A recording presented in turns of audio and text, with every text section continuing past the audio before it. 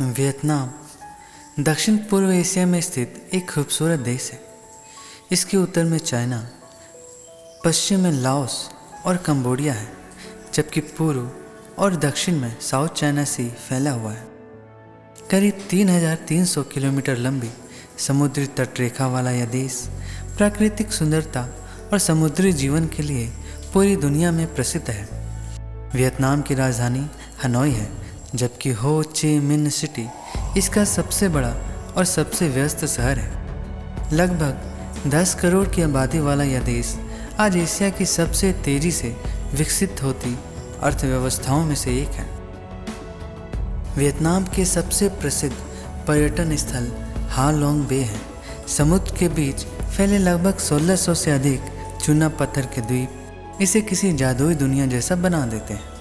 यहाँ cruise ride, kayaking और sunset view का अनुभव लेने के लिए हर साल लाखों पर्यटक आते हैं। यूनेस्को ने भी इसे वर्ल्ड हेरिटेज साइट का दर्जा दिया हुआ है।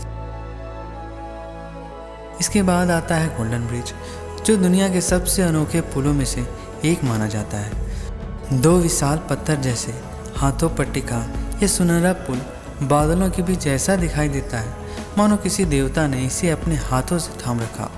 इसकी तस्वीरें आज पूरी दुनिया में वियतनाम की पहचान बन चुकी है। फोंग नहा के बंग नेशनल पार्क। अगर आपको रोमांच पसंद है तो फोंग नहा के बंग नेशनल पार्क आपके लिए किसी स्वर्ग से कम नहीं है।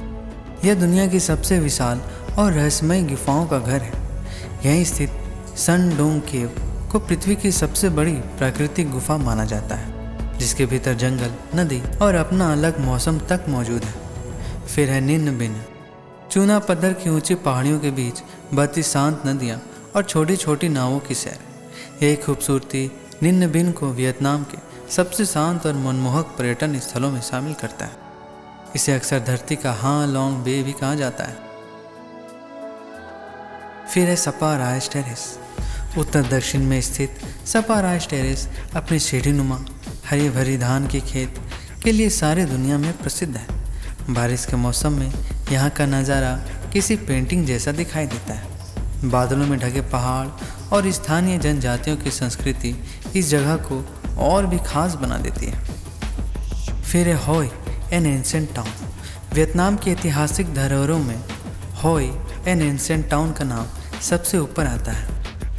रात होते ही हजारों रंग बिरंगे लालटेन इस पूरे इलाके को रोशनी से भर देते हैं। यहाँ के प्राचीन गलियाँ, लकड़ी के पुराने घर और नदी किनारे का शांत वातावरण हर पर्यटक को अपनी ओर आकर्षित करता है। वियतनाम की संस्कृति और जीवन शैली। वियतनाम के लोग अपनी मेहनत, अनुशासन और परिवार के प्रति सम्मान के लिए जाने जाते हैं।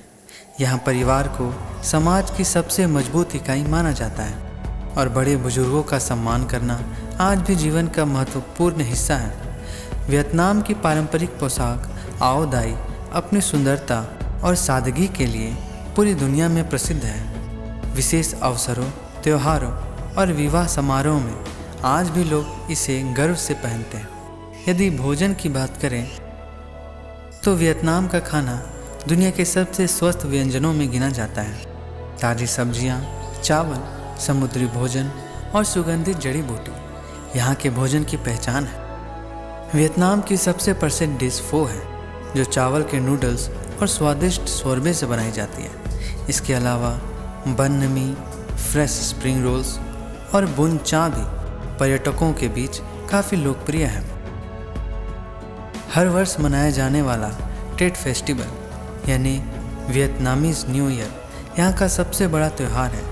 इस दौरान पूरा देश रंग बिरंगी सजावट, पारंपरिक नृत्य और सांस्कृतिक कार्यक्रमों से भर जाता है। इतिहास की बात करें तो वियतनाम का इतिहास लगभग 2000 साल से भी अधिक पुराना है। प्राचीन समय में यहाँ कई छोटे छोटे राज्य थे, लेकिन समय के साथ इस क्षेत्र पर पड़ोसी देश चाइना का प्रभाव बढ़ते गया।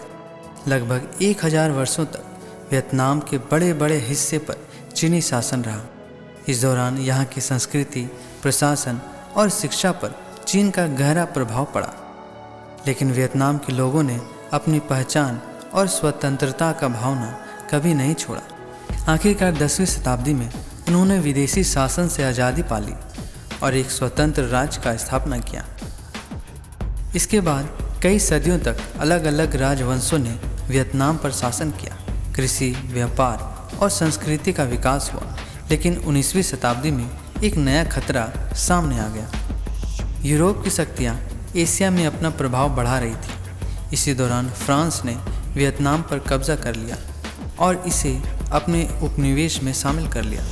फ्रांसीसी शासन के दौरान सड़कें, रेलवे और कुछ आधुनिक सुविधाओं का विकास हुआ, लेकिन स्थानीय लोगों को आर्थिक शोषण, भारी करों और राजनीतिक दमन का भी सामना करना पड़ा। धीरे धीरे फ्रांस से स्वतंत्रता की मांग तेज होने लगी। इसी संघर्ष के दौरान एक ऐसा नेता का उदय हुआ जिसने वियतनाम के इतिहास को बदल के रख दिया। उसका नाम था हो ची मिन। उन्होंने स्वतंत्रता आंदोलन का नेतृत्व किया और लाखों लोगों को एकजुट किया। द्वितीय विश्व युद्ध के बाद वियतनाम ने स्वतंत्रता की घोषणा की, लेकिन संघर्ष अभी समाप्त नहीं हुआ था। फ्रांस ने दोबारा नियंत्रण हासिल करने की कोशिश की, जिसके कारण पहला इंडो चाइना वार शुरू हुआ। कई वर्षों की लड़ाई के बाद फ्रांस को हार खानी पड़ी। वियतनाम वार केवल दो देशों के बीच का संघर्ष नहीं था, बल्कि यह उस दौर का वैश्विक राजनीतिक का भी प्रतीक था। इस युद्ध में लाखों लोगों की जान गई, करोड़ों लोग प्रभावित हुए और देश के बड़े हिस्से को भारी नुकसान झेलना पड़ा। लगभग 2 दशकों तक चले इस संघर्ष के बाद 1975 में युद्ध समाप्त हुआ और उत्तर तथा दक्षिण वियतनाम एक होकर एक संयुक्त राष्ट्र बन गया। इसके साथ ही एक नए वियतनाम की शुरुआत हुई। 1986 में आर्थिक सुधारों की शुरुआत की गई, विदेशी निवेश को बढ़ावा दिया गया और धीरे धीरे यही देश दुनिया की सबसे तेज़ी से विकसित होती अर्थव्यवस्थाओं में शामिल हो गया।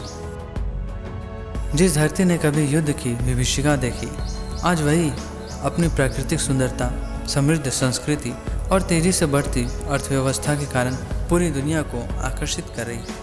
अगर आपको इतिहास पसंद है, प्रकृति से प्रेम है, नई संस्कृतियों को करीब से जानना चाहते हैं, तो वियतनाम आपकी यात्रा सूची में जरूर होना चाहिए।